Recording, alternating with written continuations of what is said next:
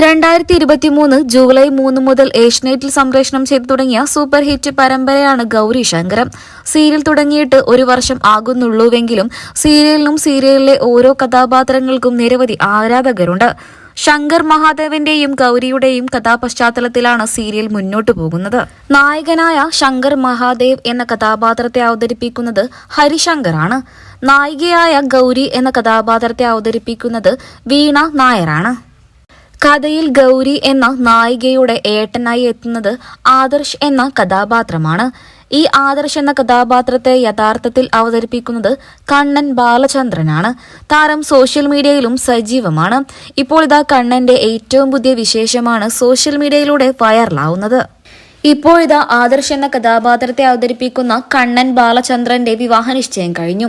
വിവാഹനിശ്ചയ വീഡിയോകളും ചിത്രങ്ങളുമെല്ലാം സോഷ്യൽ മീഡിയയിലൂടെ താരം തന്നെ പങ്കുവച്ചിട്ടുണ്ട്. താരത്തിന്റെ വിശേഷങ്ങളെല്ലാം നിമിഷ നേരങ്ങൾ കൊണ്ട് തന്നെ സോഷ്യൽ മീഡിയയിൽ വൈറലാണ്.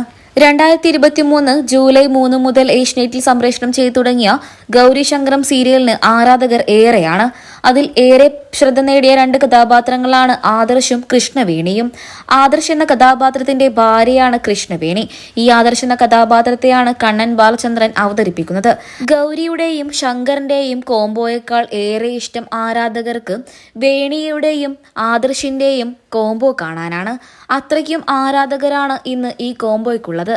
അങ്ങനെയൊക്കെ തന്നെയും ഗൗരി ശങ്കരം എന്ന ഒരൊറ്റ പരമ്പരയിലൂടെ മലയാളികളുടെ ഹൃദയം കവർന്ന നടനാണ് കണ്ണൻ ബാലചന്ദ്രൻ. ഇപ്പോൾ താരത്തിന്റെ ഏറ്റവും പുതിയ വിശേഷമാണ് സോഷ്യൽ മീഡിയയിലൂടെ വൈറലാവുന്നത്. അദ്ദേഹത്തിന്റെ വിവാഹം ഉടൻ തന്നെ ഉണ്ടാകും. ഇപ്പോൾ വിവാഹ നിശ്ചയമാണ് കഴിഞ്ഞത്. അതിന്റെ മനോഹരമായ ചിത്രങ്ങളും വീഡിയോകളുമെല്ലാം കണ്ണൻ ബാലചന്ദ്രൻ തന്നെ സോഷ്യൽ മീഡിയയിലൂടെ പങ്കുവച്ചിരുന്നു. ഈ കഴിഞ്ഞ ശനിയാഴ്ച ആലപ്പുഴ ജില്ലയിലെ മാവേലിക്കരയിൽ വെച്ചായിരുന്നു പരിപാടികളെല്ലാം നടന്നത്. ദേവദാരു എന്നാണ് കണ്ണൻ ബാലചന്ദ്രന്റെ ഭാവി വധുവിന്റെ പേര്. ഗൗരി ശങ്കരം സീരിയലിലെ നായകനായ ഹരിശങ്കറും അതുപോലെ തന്നെ വില്ലനായി എത്തുന്ന ധ്രുവൻ എന്ന കഥാപാത്രത്തെ അവതരിപ്പിക്കുന്ന താരവും പരിപാടിയിൽ പങ്കെടുത്തിരുന്നു. നിരവധി പേരാണ് കണ്ണൻ ബാലചന്ദ്രന് ആശംസകൾ അറിയിച്ച് എത്തിയിരിക്കുന്നത്. ഇദ്ദേഹത്തിന്റെ വിവാഹം ഉടൻ തന്നെ ഉണ്ടാകുമെന്ന് പ്രതീക്ഷിക്കാം.